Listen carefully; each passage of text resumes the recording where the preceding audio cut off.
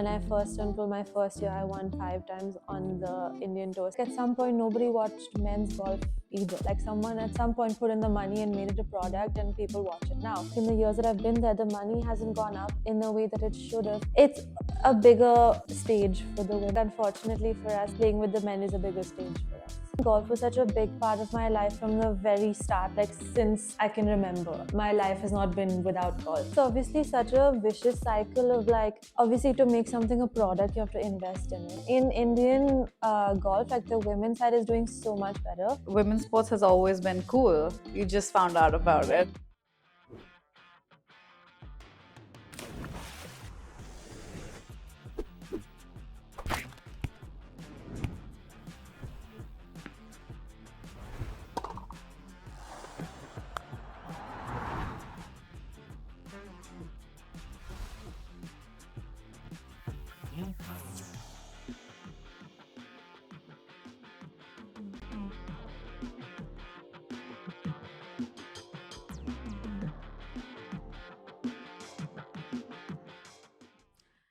Welcome to another episode of HerSide, where we bring you stories about women in sports in India, unfiltered, uncensored, and unapologetically raw. Today we have Ridhima Dilawari, a pro golfer. Today on HerSide, we have Ridhima, who's been a professional golfer since 2019 and also has various international tours under her belt. She's been pushing women's golf forward with her consistency. So Ridhima, just take us back to when and where it all started for you in golf, being a woman. Well, first of all, thank you guys for having me today. I'm so glad to be a part of your podcast, and what you guys are doing is amazing, bringing like voice to like female athletes, and that's kind of what's needed in India right now.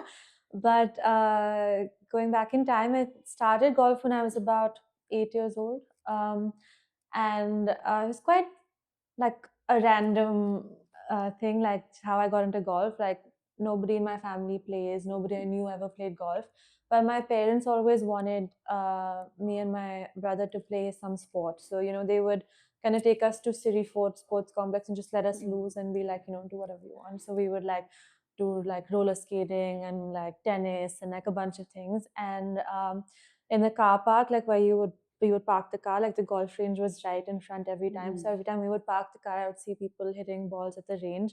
So just one day I was like, that looks kind of fun. Can I try golf? And my mom got me into some lessons, and then so one thing led to another. I started playing tournaments, I started competing nationally, and then like here we are now, basically. Yeah. That's amazing. That's such a long journey, very inspiring. And you've made it to the international level. That's like superb. Thank you. So yeah, I mean, we were really excited to have you. You know, were one of the first few people that we reached out to for the podcast. So Yes. really lucky to have you here today and put your story across. So you said you started playing when you were 8 years of age. And at that point, you don't really know like where your career is headed, what you want to do, Yeah. if you even love what you're doing, academics or sport or Yeah. anything else. What was the point in your life where you thought that golf is something that I want to pursue professionally? It's funny because I don't think there was any specific moment as such, because I think golf was such a big part of my life from the very start. Like since like I can remember, my life has not been without golf, right?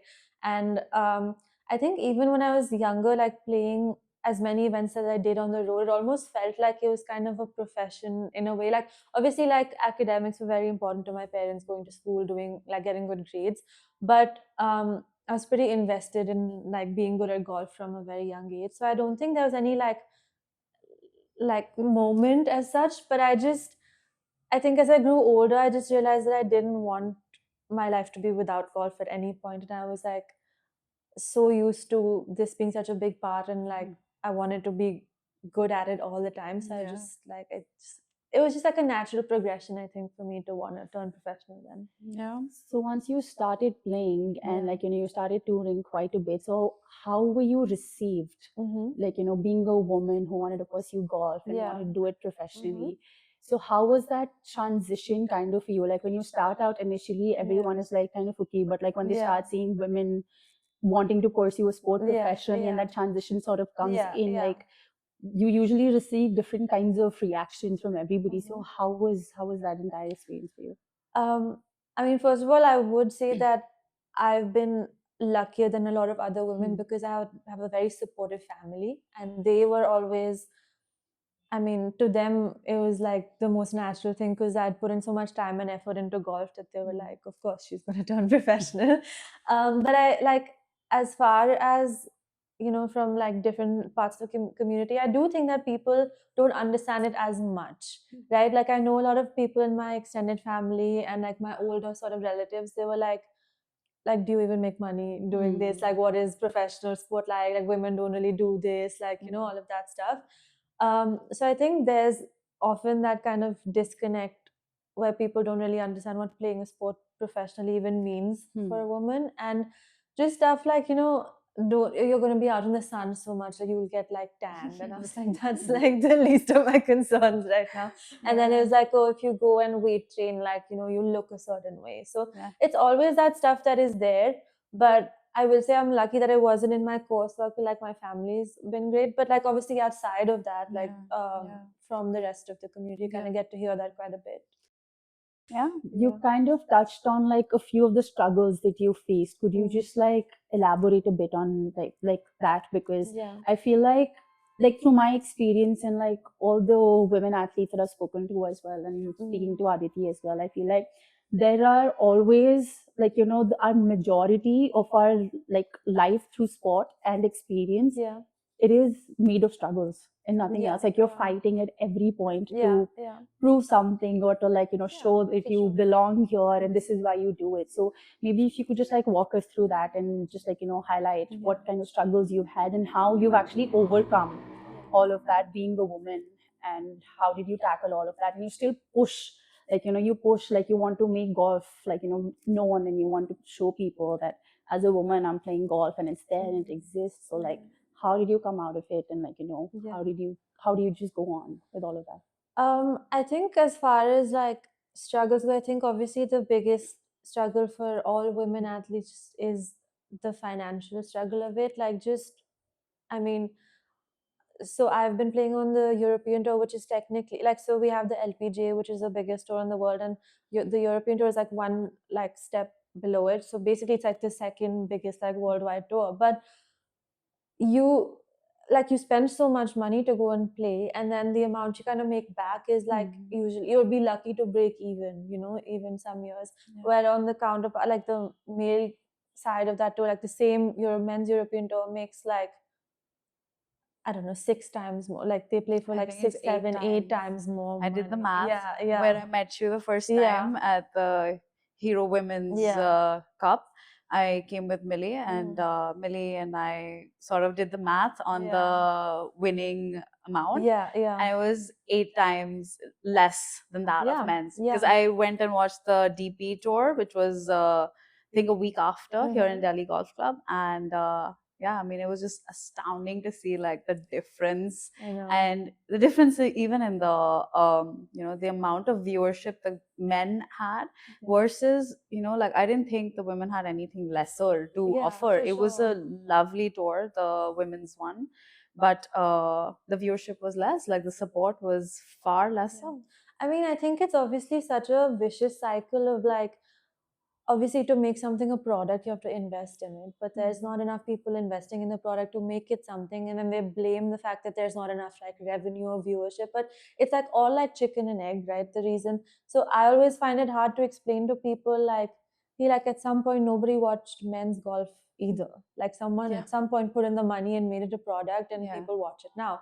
Like, no one's ever done that with women's golf. Like, even some of the like top players like the LPJ or the LET, like, it's not, you can't find it anywhere on TV. Like, whereas a men's event, you like flip through the channels and you can quite easily find it. So I mean, that's quite a big kind of struggle to explain. I mean, you shouldn't have to, but like, it's like you have to explain to people why you're worth like investing in, even to like sponsors or whoever else. Like, but it's a thing, like, we put in the same amount of work, sometimes even more work than the guys do. So, and so like, it just doesn't make sense in that, like, but you always quoted like revenue and financial things, whereas like it's all like it's all related. Yeah, it's all interconnected at the end of the day. But the stark difference to me was just astounding. I could not believe my eyes, when I was there. Yeah. Everyone was just like almost worshipping the male athletes, but nobody knows about the Urs, nobody knows about Hitashi Bakshi, Yeah. nobody really knows about the fact that the women this time were leading in the leaderboard. Yeah. And yeah, but men's sports Yeah. seems more fun I and mean- more investment worthy Well, for I some will say reason. though, in Indian golf, like the women's side is doing so much better. We have like one girl playing on the LPGA. We have like 5 or 6 of us playing on the European tour, and then like from the numbers that we have like 40 odd women playing professional golf. But from that, we have like at least 10 international exports. So the percentages are really good. Versus on the men's side, we have like 2 guys out of like 100 and like 200 guys, so, whatever it is. So like obviously we're doing much better, but then again, that's not For really some like, odd reason, I really feel like in the top tier level of sports, we have a lot more female athletes performing because the boxing world championship just happened, and I think we won 10 medals, and 8 out of those were women. There you go. Nobody knows about this. Yeah. Um, And but even yeah. the World Cup, like the women's cricket team Yeah. won the World Cup, Yeah. and I Yeah. mean, Yeah, I think we just live in a world where the norm is like men's sport, and hopefully like we're able to change that in the long term, and like because like it's not that we can't, it's not that we're not there at that stage. So I think both of us were talking, if I'm not wrong, and there was like a post, I can't remember who had quoted that or who had said that, but it was just that I think it was the former athlete, and she just mentioned that women's sports has always been here. It's just like only now that that's Serena Williams. yeah, Serena Williams. So it was like it's only now that you guys are looking at that. She said So, that was in the Athlos event that happened happened in New York. yeah. She was like, women's sports has always been cool. You just found out about yeah, it. exactly. That's That's so your cool. fault now. I mean, and that's the goat of, women's know, sports she's saying that. incredible. It's just, Yeah. it's lovely. But anyway, I kind of want to know from you what it takes, to turn pro in golf. So you played golf throughout school, Yeah. and then you transitioned into being pro. So what does it take mentally, physically, as a woman to become a pro golfer? I think it's definitely it's obviously a tough process, like playing any sport professionally. I think you both would know as well, but just the commitment and the discipline that you require to do that, because it's not like a 9 to 5 job that you can clock in and out of, right? Like what you do, your sport is like your life, what you eat, what time you sleep, what you put in your body, like how you look after it. Like all of these things like just matter, and they matter a lot when you're playing like 30 odd weeks on the road. Like then every little thing that you do makes a difference. So I think the biggest thing is like realizing like how much you have to put in for like the small percent like increment in performance, right? You need to make sure you sleep at least 8 hours a day. You need to eat right, like put the right things in your body. You need to like have a workout schedule that works, and then on top of that, like I mean, managing your like logistics as well. Like for me, like I mean, nobody in women's sports makes enough to kind of have like an agent like do all your stuff for you. So like you're booking flights, you're like figuring out where to stay. So it's kind of like a life commitment. It's not just like I mean, it's not even like a normal desk job where you can just like get in and out of quite easily, There's no work-life balance. It is life. Oh, it's life. It's it is life. So yeah, tell us about like how has it been since you have turned professional? What's been your mindset, and what are the difficulties you faced, and what is your like go-to when you need a fix me up or like before a competition? Yeah. Well, I think obviously the struggles don't ever stop in professional sport, right? Like it's like one thing after another a lot of times. But I think, when you first turn pro, you think that, hey, these are the things, like this is the ladder of like the way I want to move up. And you think that it's going to happen like or like quickly, right? You feel like, oh, this year this is going to happen, and then this next year I'm going to do this, and like so on. And like I found like initial success like when I turned pro, and then I kind of hit like a little bit of a plateau, and like I feel like I just for a while I didn't understand how to deal with it, because it's always like in your mind you feel like I should have done this by now and I should have done that, but that there's no timeline to anything in like sport and life. But it just like can get mentally very frustrating sometimes when you like are not able to. And like sports is kind of up and down like all the time. Like there's never any like it's never constant really. Like there's like ups and downs in that. So I feel like how to deal with all of that has been kind of, it's taken me a while to kind of learn how to do it, but that's been my biggest learning like since turning professional, that things don't always go well, and it's okay, and it's okay to accept failure at times as well, because that's just a part of it. Like if you think that, you know, I shouldn't be failing or this shouldn't be happening to me, then like it just makes it so much worse. So I feel like there's been times in my career where I've like not been in a good mental space about it, but you just like slowly learn that it's all a part of it, and you can't make, I mean, we did say like sport is life, but you can't make it your whole identity. And like that's kind of like important, where you separate that I'm someone who plays golf and I'm not the golf. Like it's not just all I am. Yeah. So, Yeah, and I think like in athletes, like it's very common, like, you know, we start identifying ourselves as like what we play without realizing. And I think that's the sports psychologist in me talking that like there is life outside of the sport. Like you can't really keep playing the sport like for the longest of time or like until the end or something like that. But I feel like, you know, it is a part of your life. But I just feel like, especially like for me, if I talk about myself personally, like as a woman, I've had to prove so much at every step of the way, because there are competitions that I've played with boys, and I've been the only girl playing, and it's an 11v11. It's a very physical game for girls. And I've still had to play with boys, and sometimes just because I wanted to play, I've had to specially go and ask permission to play. And you, just because you're doing that all the time and like you're struggling so much for it and like you're putting so much into it, that you just start like football is everything, like, you know, this the sport that you play is like, you know, just becomes everything. And I think it's very nicely put in, like, you know, mentioned as well by you. And like it's very important that a lot of young athletes as well who are going to watch this, that they understand that there is life outside of sport. There is, like, you know, so much, like, okay, like, you know, you have to work hard and everything, but like, you know, there's something outside of the sport, and like failure becomes a part of it.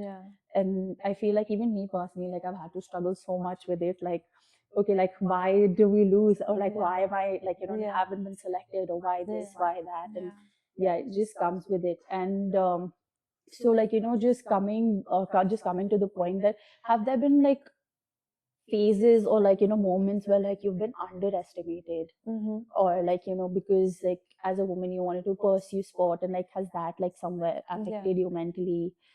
well, definitely. I think even kind of when I was transitioning from going to high school to like play, I played college golf in America. Like, I remember my school counselor was kind of like, why don't you just use your sport to get into a good college? And like, it's not like you're going to play, you know, your sport after that. So just like use it like as an extracurricular activity to like get a good degree out of it and stuff like that. And I mean, it's kind of hard to convince people that, hey, like I'm 100% like in, like this is what I want to do. And I know like like when you meet like new people as well, like when I was younger, it's kind of like, why do you have to go to practice every day? Like you could just like skip practice today. Like how does it matter? Like, but it's like you kind of always have to fight those battles about wanting to do it the right way. Like me wanting to go and like lift weights in the gym. Like it's as sometimes as simple as that, right? Like people are like, hey, like as a woman, like you shouldn't be like lifting weight. I mean, look at how much she lifts. Like, you know, like it's like and it's important for my sport for me to get better at it. I need to do it. But it's stuff like that. I remember like literally like in the national camp, we had like one trainer who had come and he was like, yeah, the guys do all this, but like the girls will like make you do some like, I don't know, like stretches and stuff. And I was like, pathetic. I know. And that's like the national like federation that's like doing this. God. So it's just like stuff like that. But I know, I think it's crazy that it's so normalized in my head to do all of this that it doesn't even feel like you're kind of fighting against the system or like trying to do anything different, where it's just so normal to me to have to like be like, hey, I'm doing this, or like I've reached a point where I just like don't explain myself to people anymore. But it shouldn't be like that, right? It shouldn't be that this has become so normal for us that, you know. And I remember like even when I played these like mixed events for the first time, I was like a bit more nervous than I would be in like a normal tournament, because I was like, uh, if I don't play well, like people will think that like women are not like good enough. But like I personally or anybody personally shouldn't have to like kind of shoulder the burden of like proving that their like gender is like worth it, and like good at what they do. So it's like stuff like that. Like I feel like you don't even like notice in like daily life, but it's kind of like just a part of being a female athlete. So I don't know if you know about the Battle of the Sexes that's gonna happen, which is the Arina Sabalenka versus Nick Kyrgios match in Dubai. I think it's December 28th, if I'm not wrong. But anyway, it's like a double-edged sword there, like Nick being a much lower ranked male athlete and Arena being number one women's. She wins, like she should have, Obviously she's number she should have, one. But if she loses, then it's like, oh, she can't even defeat the lower ranked And men. I was actually reading some quotes of like Billie Jean King, who did the first Battle of the Sexes, and she said that this is not like how we like um this was not the point of what we did then. What they're doing now is like very different, right? Like what she did then was like kind of prove that like women's sport is like up there, and like women's tennis players can compete. But like what's happening now, especially with the opponent that they've picked, like first of all, he's like not the greatest guy in any case to further this cause. And like also like you said, like it's just like a lose, kind of like a lose, but like there's no winning here. Like even if she beats him, they're like obviously she's supposed to beat him, and like if she doesn't, then that's like, oh, we're completely screwed. Like, basically. So it's kind of like going against what Billie Jean really like worked towards, and that was about driving societal change and bringing women to light and driving investments in women's sports. But it's funny, like even in a sport like tennis, like the biggest marketing that they do is like the men and women make the same amount of money, but that's only in 4 events in a year, only in the Grand Slams. Like the rest of the tour, like the WTA and the ATP, like they make like drastically less money, like on their like tour. So even like a sport that's supposedly like equitable isn't like really. And this is like tennis is the most equitable sport yes as of today. Yes. So, but anyway. And just talking about recognition as well, like, recognition in women's sport in general just comes very late. And like, it's mostly towards like the end of your career that you actually start seeing that, okay, like now people are starting to recognize me. So like, what were like some kind of invisible battles that you had to fight through, like just to like kind of get that recognition, or like just be like, hey, like I exist, I'm a woman, I play golf, and like I'm here, I'm performing? Well, I think you have to you kind of have to tell people what you've done, right? Like nobody knows already. Like on the men's side, everybody just like they know what like all of these guys have done. They're like, oh, you did this and whatever, and like, and people come to me and ask me, so what have you done? And like you have to tell them, which is like, I mean, it's all of that stuff. Like media coverage is less, like everything is less. So you kind of have to like, to make a name for yourself, you kind of have to like shout your own name off the rooftops, like, hey, I've done this and this. But then again, that comes across to people as being like cocky sometimes, because like she's out there like telling people what she's done, but y'all don't know, like, like I gotta tell you. But I guess that's what that's one of kind of the barriers, of course, like because you have to kind of be your own like hype person and go around and tell people like, this is what I've achieved and this is what I've done and this is why I'm worth, like, or any woman, this is why we're all worth like paying attention to. To break even that societal barrier to get into the sport or the sporting world for any female athlete, it is so high. Like the barrier to entry for women is a lot more than it is to men, and people don't understand this difference. And that's why to even sit here and say that we have been a part of professional sport or we even pursue it professionally is a big thing, and that is undermined. So that is also like why we are sitting here and having this conversation even. That brings me to I think one of the golf events that happened in Pune It was a mixed tour, mixed event, I believe. Yeah. And I think it was a field of 40, if I'm not wrong. There were mostly men, and there Yeah. were like a couple of women in there. Yeah. And the woman, I don't remember who it was, but she finished on the top with her Yeah. partner finishing Yes, second. I was actually in Mumbai. The Yeah. tournament, so this professional golfer Pranavi, she won the event, and she was she and her boyfriend were like kind of like competing against each other Yeah. in the final stages, and she kind of beat him out. Which is, I mean, we actually have, which is actually a great thing that's happening currently. Is like we have another tour that started. It's called the Indian Golf Premier League, and it's like a mixed format. So there's, I mean, obviously the numbers are a bit skewed, so there's only like 8 or 10 girls usually playing every week, and there's Yeah. like some 40, whatever, 38 something Yeah. amount number Yeah. of guys. And it's like a mixed, like we play for the same prize fund, we play Yeah. the same event, we play I mean the distances are a bit like different, because like obviously the women hit it a bit shorter than the men, just genetically, so they kind of like have a setup where like we play of our tee boxes and the guys Yeah. play off theirs, but everything else is like you're the same leaderboard. Yeah. It's like Yeah. you're playing so, and it's like it's incredible because we had a woman win within like the Yeah. first few events of it happening, and you know a lot of us have like finished up there in like the top 5, top 10, and there's less of us playing every week, but every week there's Yeah. like a few couple women up there in the top 10 and top Yeah. 15. So I mean it's actually a great way for people to see that Yeah. you know, if you just give us the opportunity to be in the same field, to compete for the same amount of like prize money, like we're good enough, you We can know, give like yeah, exactly. we can give Like if men you a run need for their proof, money. if you need proof, here's the proof, right? Yeah. Yeah. So it's pretty And cool. that's what it just proves, it screams that women's sports is as good, if not better. Right. And we can give you a run for your money. Yeah. So that's, I mean, this in itself is like, you know, screaming that, hey, I'm worth investing. And that's what needs to be done. We need more such events. And I'm really happy to see golf is doing that. Yeah. Yeah. And when we talk about like women's golf in India, like it's still changing, like, you know, it's growing, it's getting better. But what do you think, according to you, as a woman golfer who's been in it for like a very long time, what needs to change? Like, what needs to change for like the betterment of athletes and women athletes in specific?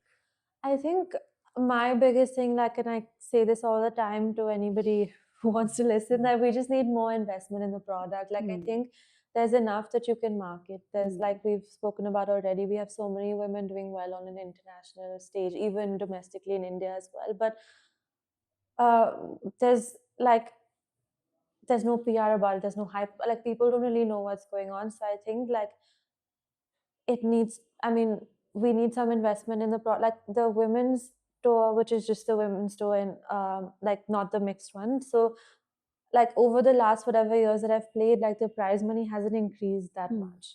And even though we've had more girls come and play, and we've had more international exports, and we've been doing much better, it's just that it's so hard for people to get around to wanting to put their money into women's golf. But I just think that we need to kind of create an ecosystem where, like, hey, we put in this money, and then we're gonna have some coverage on TV, we're gonna have some kind of coverage in like media in general. I think that's just like what needs to start happening a bit more, because that kind of like gets the ball rolling as far as like making a better product out of women's sports. And I think like I can totally relate to that, because it happens a lot in football, like especially because a club would have like a men's and a women's team as well, and the women's team would be playing like the topmost league in India. But you will see like eventually in a few years the team would be like, you know, they would just like stop with the team or something like that, or like some things would change around it, and we would ask like why, like we are performing, but they're like, no, we are like less on funds, but like the men's team has to go on, but like the women's team has to like either stop or like, you know, the changes have to be made to the women's team, but like we are performing, like we're not doing anything. Okay, we get like, you know, we want investors and like, you know, a lot of the things, but like we're getting that recognition, like we're performing. But I think we've seen it for like a very long time that if somebody has to suffer, it starts with like the women's side of the sport usually. And like I think, again, like, you know, coming back to the point that how like the norm is like men in sport, And I think it's like going back to like even FIFA World Cup. FIFA World Cup is like the men's World Cup. Mhm. And when you talk about like women's World Cup, it is FIFA Women's Yeah, World Cup. yeah. Like No, it's just like natural. Like the World Cup is men. Yeah. yeah. Any sport, the World Yeah. Cup is men, and you Yeah. gotta add like the Yeah. women's. The women's, So- like yeah. When you have to say the Indian team won the Yeah. Cricket World Yeah. Cup, Yeah. you have to specify if The it's Indian women. women's Yeah. team, so they're gonna assume it's Yeah. men. yeah. But I think there was this documentary that I was watching about the Spanish football team. It's called Se Acabó. I don't know what the translation of that would be, but it was about how the women's Spanish team won some The championship. World Cup, it's recently come on. Yeah. And there was this one point that really struck out to me was the coach or the federation guy. He basically wanted one of the men's side of the player. He reached out to the this person, the federation guy, and he asked for a watch. I think I don't want to mention some names here, but they asked for a watch, and that was like obviously like worth a lot of money. They were like, okay, fine, you'll have it, with you. And the women's team didn't even have a proper coach. They didn't have proper infrastructure. So it just really, like, that point stood out to me because it again takes away from women in such a large way that you have won a championship and people the don't FIFA think, World Cup, like yeah. it's not even like the small championship, Yeah. it's like the World Cup. and you're still not like good enough. Mm. And just because someone has made so much name, be it a man or a woman, they get so much more respect. Yeah, yeah. And it's so much easier for them to Yeah. get it, which is really sad. But anyway, Yes. that's we want to talk about the good stuff about Yes. women in sports as well. So going back to the point that I wanted to touch on about pro golf or the associations, professional associations in India, Yeah. the men and women have a different Yes. association. Yes. The men's side runs the entire men's field, and the women's side runs in the entire women's field. How do the two look different? What do they do differently for each of the sides? And I mean, like, are there stark differences? Are there similarities? And for the mixed events that have come about now, who is the Yeah. deciding authority Got there? it. So we do have two separate organizations for professional golf, and the men's side, like they obviously have more people under them because there's more like male players in that sense, and like the female federation, we have a few less people. But um, the stark, I mean, differences are kind of obviously the playing field size. Like the women's side is smaller, the men's side is like a bit bigger, but also like I think they have a better process because they have like a team under them, right? They have like a team who like people are responsible for getting like sponsors for events, for like running it better. Like they have a better social media team, whatever, all of that stuff. Whereas on our side of it, like just this year, we've like after like the players organization was like, please can we at least get a social media team to like put out some content out there? Like, I mean, it's still not great, but like it's a start. And I just think that there's like um, the people who work in our federation, like they aren't sports people. They're like people who used to work in a company, like can kind of have like moved and are trying to run the like the organization here. So I feel like there's not as much of a vision as such. And like on the men's side, for example, like if you win the order of the year and like if you're number one on that tour, like you get directly into playing the men's European tour. So the person who finishes number one will just they just kind of pick him up and like you can go play on the men's European tour. Whereas we don't have any sort of like pathway from our women's tour as such. Like even the girl who finishes like number one, like you still have to go to like qualifying to qualify for the European tour. So there's no like they've not built any pathways in that sense. And there's like I said, like in the years that I've been there, the money hasn't gone up in the way that it should have, considering how well women are doing internationally. I just feel like it's almost like there's a lack of belief in their own product. You know, when they talk about us, it's like, oh, these girls, I mean, we actually had the president of our like federation kind of like in a meeting called us to a meeting, and she said that, you know, you girls aren't doing well enough on the tour, like, you know, I have to take my begging bowl around to ask for money for you guys. Oh God. And you know, if you're not interested in wanting to play like professional golf, if you think it's for like the glamour, first of all, it's absolutely not glamorous. But at the same, she's like, if you're just doing this for glamour, you shouldn't. Like, there's so many other things you can do with your life. Why don't you like get a job or get married and Oh stuff? So, my like, God. literally, my that's like the God. president of our federation said that. Oh my So, God. like, I just think that how do you, as the president of our, how do you like market us? But that's what you actually believe. Like in your head, you're like, they should just get like, you should quit and do something else. So then how can you genuinely go up to people and say these girls are worth the money that you're going to put in? Right? Yeah. It's a systemic problem. Yeah. I think on the men's side, it's Kapil Dev.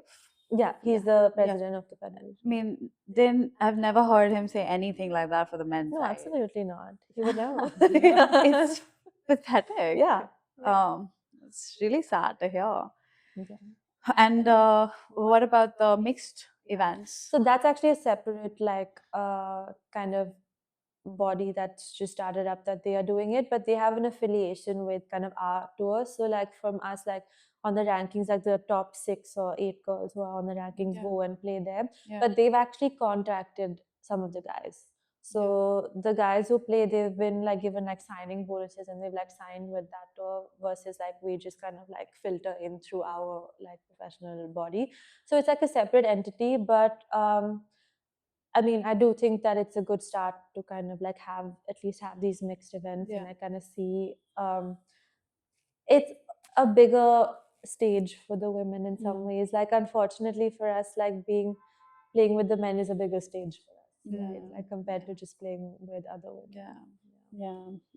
Very Yeah, I interesting. mean, yeah, and it's just like, and honestly, like for me, for like I'm hearing this for the first time that a same sport has like two different Yeah. federations or like associations for like men's and women's, Yeah. which is like again, like, you know, when we talk about change, like it needs to start at the foundation. Mm-hmm. Like, what is the foundation? What do we want to, like, you know, change? What do we want Yeah. people to understand about the sport, and like the people who are associated with it? And again, like you said, like it's just so sad that women have to play with men, and like, you know, there have to be like mixed events wherein, so that women can get that kind of attention, or like, you know, that they're taken like a little bit seriously, Yeah. because they're competing with men, and like, you know, they're showcasing what they're doing. So coming back to you, and like, you know, talking about you as an athlete and your identity as a woman, how would you say that sport has reshaped your understanding of a woman? And like, you know, how has like sport, and like, you know, you being into sport professionally, how has that shaped you as a woman holistically? And like, you know, how has that made your understanding of yourself, like, you know, better? Or I think in so many ways, I think just in general, like outside of gender identities, I think sport like teaches you so much just in general, like the commitment and discipline that it brings into your life. And I mean, I just think like being a female sports person, like I have so much ownership over what I do from the very beginning. Like I wanted to do it my way. I've like wanted to like, I mean, kind of finance my way through my sport, like done it all on my own, because not because my family or my parents don't want to, but because I wanted to have some kind of ownership of over like what I do. So in some ways it's made me like a very like independent person, in the sense that I feel like I don't rely on people for like in like emotional or like physical support. So like every relationship I even have outside of golf, like I know it's for genuine reasons, because like I feel like because of my sport, like I feel like I'm so self-sufficient, like emotionally, and also because you like have had to go through so much to even get to this point where you're kind of like, I can handle everything on my own, you know, like it's all good. So I think, and I mean, I feel like as a woman athlete, like you just kind of feel you have this like confidence that you've kind of like gone against the odds of like everything, and like you've done it all on your own. So I just feel like those are the good aspects of it. There's obviously like not so good aspects of it, where you kind of like feel like people underestimate you a little bit, and like you need to prove yourself all the time, which is not usually the case, but or not always the case, where you kind of have to prove yourself all the time. But I just feel like it's made me like a, I don't know, like a very self-sufficient and like Yeah. independent person in that Yeah. sense. Yeah. Sports gives you so much good. As a person, it develops you holistically and makes you a stronger person mentally, physically, emotionally, and always possible. And that's why I think a lot more people should play sports.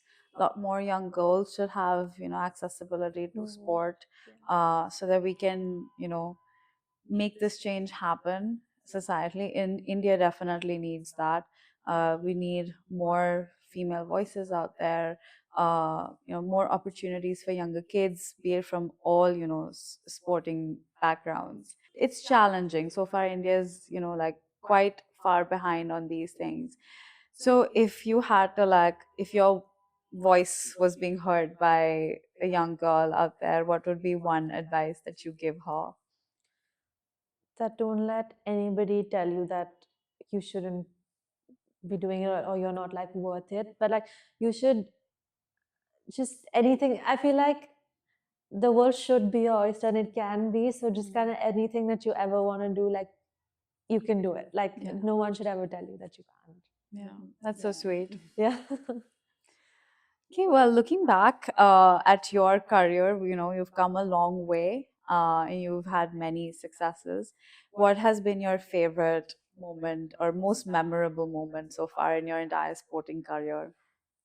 Ooh, that's a tough one. um, I actually think like when I first turned pro, I wasn't, you're never like fully like convinced that it's gonna go the right way, right? You always like second guess yourself. But like when I first turned pro, my first year, I won 5 times on the Indian tour. So that kind of was like the proof to me that, hey, like I'm good enough to do this. So I think that's kind of like probably some of the most memorable moments of my career, because it's the reason why I'm still doing it like a few years, like as many years later, because it kind of gave me the belief that I could do it. That's nice. So, tell us a bit about what are your goals that you're looking at right now, like going forward, both on and off the Yeah. pitch. Well, I kind of in the golfing sphere, I'm like looking to try and qualify for the LPGA in the coming year. So qualifying is in August, so I'm kind of like trying to like prep and lead up to that. And also like something that's like I didn't think would be a goal, but now like I want to win one of these mixed events. Like I've been close a couple of times, like I've been in contention, so I feel like it's possible, and like that would be quite a cool thing to do, to be honest.